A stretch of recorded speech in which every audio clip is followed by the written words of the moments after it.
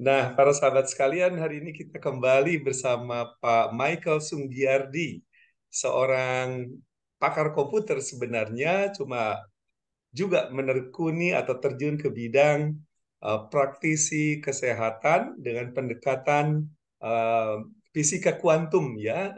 Saya kira di beberapa video sebelumnya kita sudah ngobrol ya dengan Pak Michael tentang fisika kuantum dan aplikasinya ya untuk kesehatan.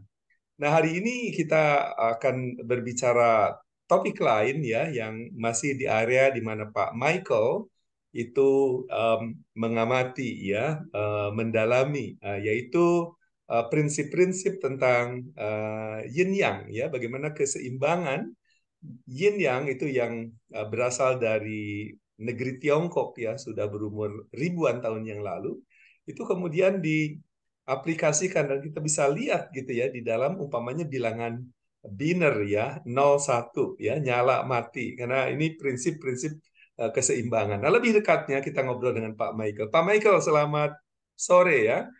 Ya, selamat Ya, sore, makasih nih selamat Pak siang, Michael. selamat pagi, Pak. Oh, semangatnya pagi ya. Semangatnya pagi, Pak. Oke, selamat sore, semangat pagi. Iya. Baik, Pak Michael, ini to the point ya. Saya ada slide yang Pak Michael berikan ya terkait dengan yin yang ini dan kaitannya dengan bilangan biner yang sekarang dipakai secara masif di dalam dunia komputer kita. Ini izinkan saya share screen untuk menunjukkan topik kita hari ini. Siap, siap, siap. Uh, nah, ini saya kira ya Pak Michael ya. Ya, Em, ini ada gambar utuh atau ada gambar ini juga kelihatan ya? Oh ya, ini ada gambar yang lain ya Pak ya di layar ya. enggak. Ini gambar yang penetrasi teori biner, Pak. Oke, ini sudah betul ya. Ya, sudah betul, Oke. Pak. Nah, apa yang bisa dijelaskan nih Pak Michael tentang penetrasi teori biner ini? Terima kasih. Ya, ya, oke. Saya coba ya, Pak ya. Ya. Karena saya bukannya ahli apa sejarah atau ahli ini Mhm. ya. Saya hanya eh, praktisi komputer yang Ya. kebetulan eh, dalam 6 5 6 tahun belakangan saya mendalami eh, fisika kuantum ya, apa Baik. kesehatan di dalam basis fisika kuantum. Mhm. Mhm. Dan fisika kuantum itu sebetulnya adalah turunannya nantinya, bukannya nantinya, sebelumnya. Mhm. Jadi ceritanya tuh fisika kuantum kan baru ditemukan setelah Einstein ya. Oke. Ya, jadi pada abad 20 atau Mhm. 1920 gitu ya. Nah, eh, ini teori binernya dari Yin Yang Tiongkok Mhm. kuno itu Baik. sudah ditemukan 5.000 tahun yang lalu. Jadi Oke. eh, jadi nggak tahu mana yang benar terbalik-baliknya gitu ya. Mhm. Tapi Mhm. kenyataannya adalah bahwa si teori komputer Mhm. 1 dan 0 itu Mhm. adalah persis sama dengan teori yin yang. Oke. Ya, jadi yin yang itu bilangan biner ya, bilangan Mhm. berdasar dua.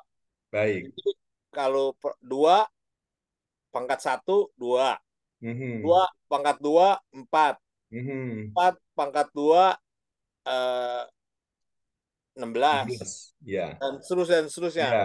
Dan dia juga hitungnya dua-dua, jadi dua, Mhm. empat, terus 6, 8, Mhm. ya, 10 dan seterusnya. Nah, Ya. itu ternyata pada angka 8, pada Mhm. angka 8 itu si orang-orang Tiongkok kuno 5.000 tahun yang lalu Mhm. menemukan apa yang namanya heksagonal. Oke. 6 8 8 penjuru angin. 6 Hmm. ya, 8 apa Itu 6? 6. 8 itu ya. Iya, 8 ya. Mhm. 8 Mhm. penjuru angin. Nah, Ya. 8 penjuru angin inilah yang menjadi dasar Mhm. eh, entah itu kesehatan, Baik. entah itu lifestyle, Mhm. entah itu eh, apa namanya buat olahraga ya, Baik. seperti Tai Chi yang Bapak tekuni gitu ya. Ya. Nah, itu semua Baik. semua berbasisnya sebetulnya adalah dari yang namanya 8 penjuru Mhm. angin itu. Oke. Ada utara, ada tenggara, Mhm. ada barat laut, ada Mhm. selatan, ada timur, ada barat daya, Mhm. ada barat, ada timur laut, ada barat Oke. laut. Nah, itu dan di di zaman Tiongkok kuno itu Mhm. mereka merepresentasikan setiap mata angin itu Mhm. sebagai entah itu gerakan Tai Chi, Mhm. entah itu dewa, Mhm. atau entah itu sesuatu apa namanya filosofi, Pak. Oke. Jadi misalnya di utara ya, Iya. di utara itu adanya air Mhm.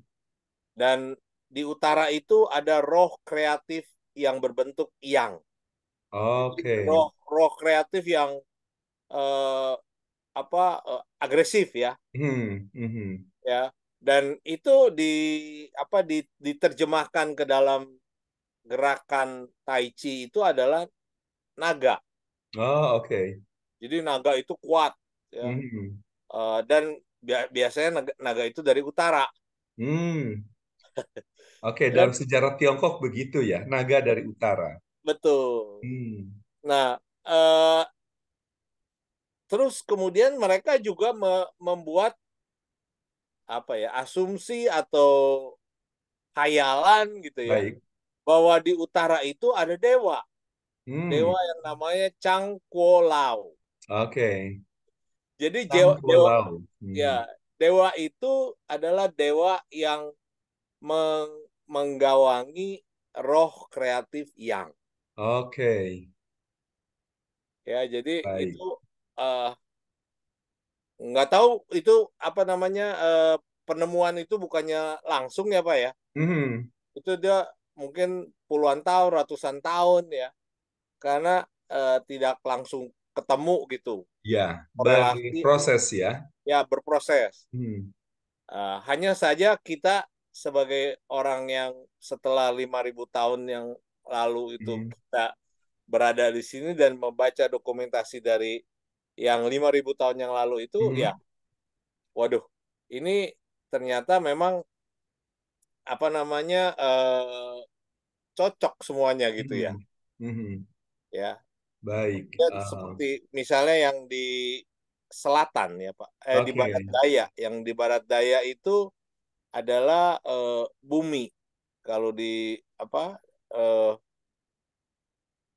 di selatan itu api Hmm. ya, Oke. dan dewanya ada, Aha. gerakannya ada, Oke. terus ininya apa namanya filosofinya ada. Jadi Oke. mereka itu entah bagaimana dia ngitung-ngitung aja semuanya Pak. Hmm. Dan itu bukannya ilmu cocokologi Pak. Baik. Ilmu itu adalah ilmu yang sudah pasti eh, kita rasakan sendiri gitu. Oke. Menurut Pak Ya, Michael sudah proven lah ya ini eh, ya bukannya buat saya Pak, tapi buat buat semua yang ini seluruh ya, yang orang menekuni ya. ya yang Mhm. dalam kehidupan kita lah sehari-hari Oke, baik. ya. Itu Mhm, juga mhm. dipakai sebagai feng shui ya Pak. Oh, oke, dasar feng shui dari sini ya. Ya, dasar feng shui itu. Mhm. Jadi kan kalau kita mau cari rumah ya, Oke. mau cari rumah itu mesti eh, di tengah itu kura-kura Pak. Hmm. Jadi artinya mesti di belakang gunung, Oke, di depan gunung, sorry, harus di depan baik. gunung ya. Oh, oke. Kura-kura, kura-kura itu kan hidupnya tahan lama, Ah. terus harus di depan gunung. Jadi kita mesti punya rumah itu di depan gunung. Makanya Mhm. orang-orang eh, apa Tiongkok itu kalau Mhm. kubur itu di gunung menghadap ke utara, Pak. Hmm. Menghadap ke utara. Nah, itu Oke. konsepnya adalah eh, seperti ini. Jadi yang Oke. ditemukan oleh filsuf-filsuf Tiongkok 5.000 tahun yang lalu. Oke. Nih Pak, kalau lihat gambar nih Pak Michael, itu yin yang itu kan direpresentasikan bulatan dibagi dua ya, putih dan hitam. Yes, Terus kemudian melebar itu menunjukkan arah mata angin kan ya Pak. iya, Tapi representasi dari arah mata angin juga ada, iya, yaitu utara umpamanya air, selatan bumi gitu kan ya. iya betul, betul, Oke, timur api, barat gunung ya, dan seterusnya ada angin, ada guru, ada danau, ada surga. iya, Nah, terus kemudian melebar lagi, itu ada masing-masing memiliki dewanya, iya, memiliki representasi binatangnya gitu kan ya, dan iya, juga melambangkan sensasi, perasaan, emosi, iya, intelektual, hasrat, jiwa besar, kebijaksanaan, alam bawah sadar gitu ya, apa betul, intuisi dan lain-lain.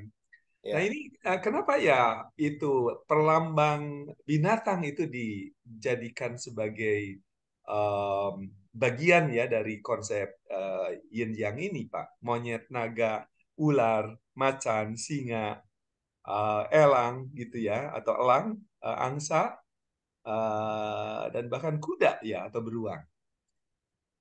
Ya, sebenarnya ini nanti ada kaitan lagi sama yang orang-orang Tiongkok kuno itu Ya, sebut sebagai Sio, Pak. sio, Sio. oke. Jadi Sio itu kan sebetulnya sifat manusia Mhm, ya yang lahir tanggal sekian, tahun sekian, mhm. pada jam sekian, pada Baik, konstelasi bintang sekian. Dan oke. orang-orang Tiongkok itu mendefinisikan bahwa manusia secara umum itu punya 12 sio.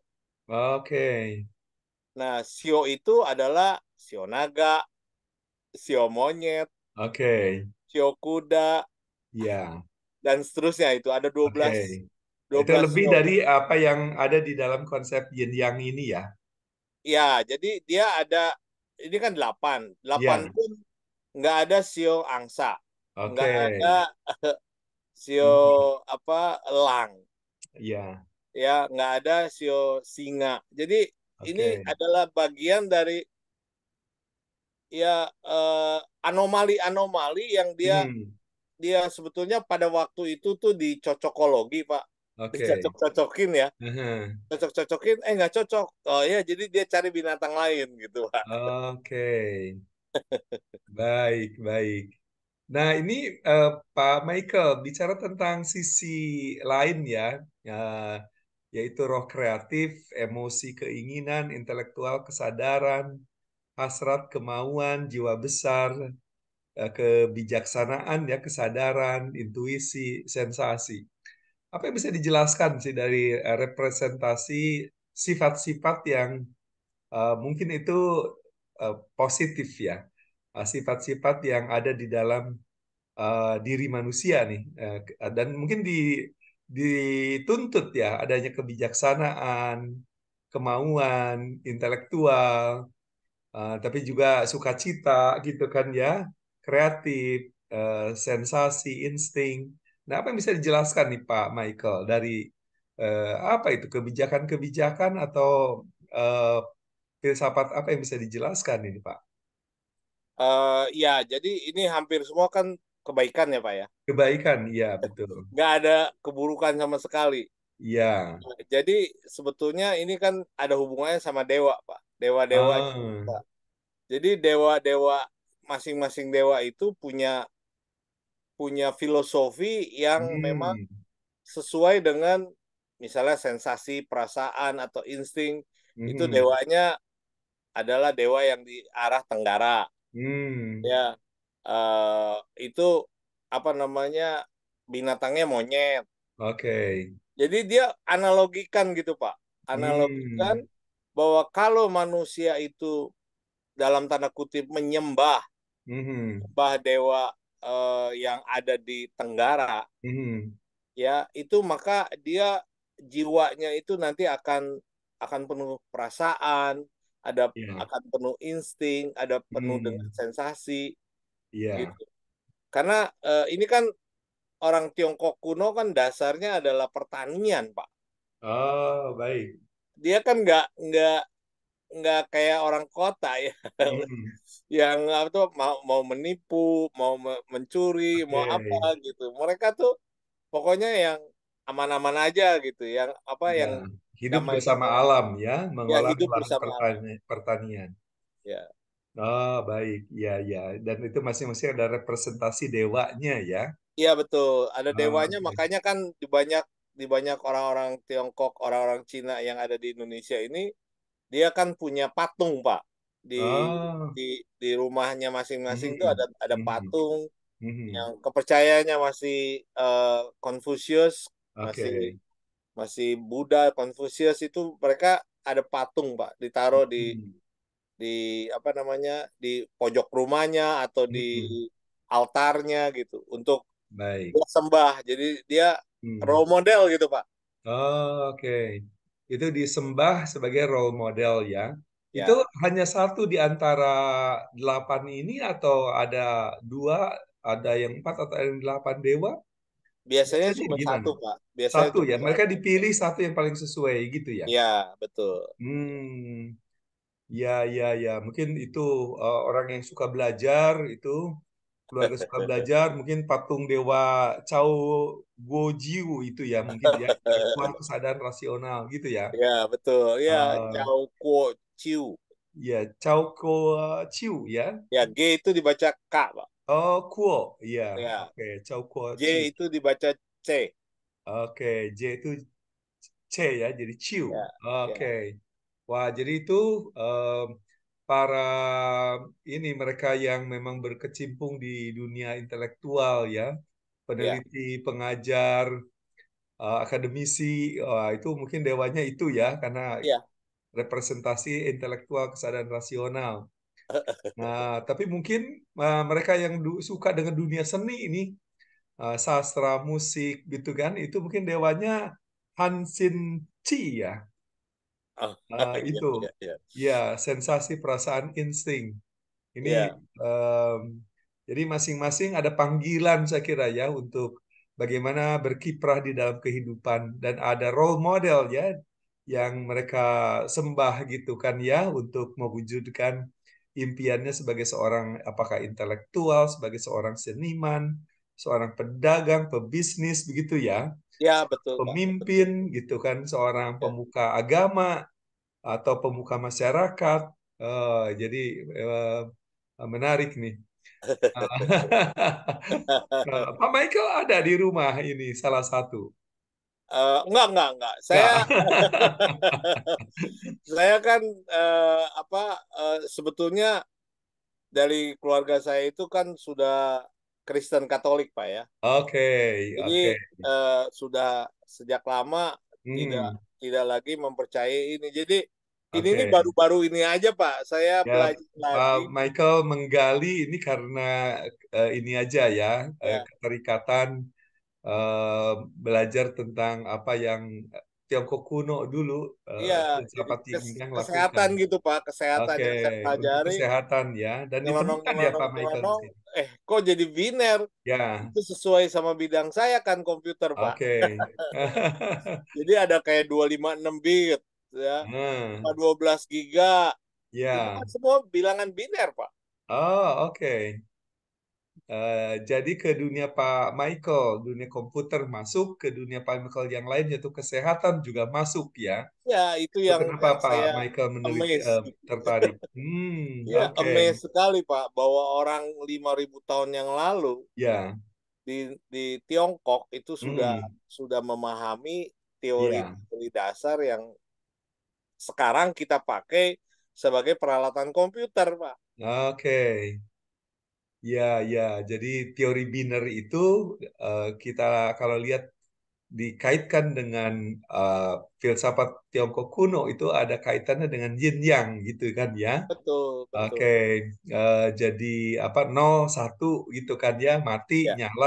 ya, Oke, ya. disitulah kemudian teori biner yang kita kenal sekarang di dalam dunia komputer eh, bisa berkembang gitu ya.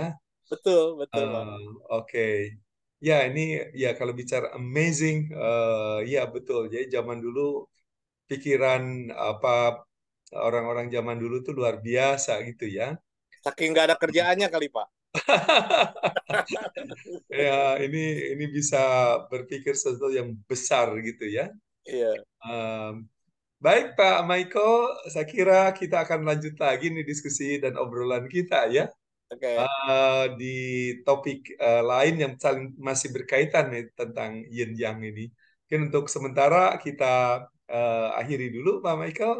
Oke, Kita Pak. ketemu lagi. Ya. Ya, Terima kasih, terima kasih Pak. Pak Michael. Saya stop share dulu Oke. ya. Ya, oke. Em, ini salam sehat Pak Michael. Salam sehat, Pak. Salam sampai ketemu lagi. Ya, Sampai mari. ketemu lagi. Ya. Selamat sore.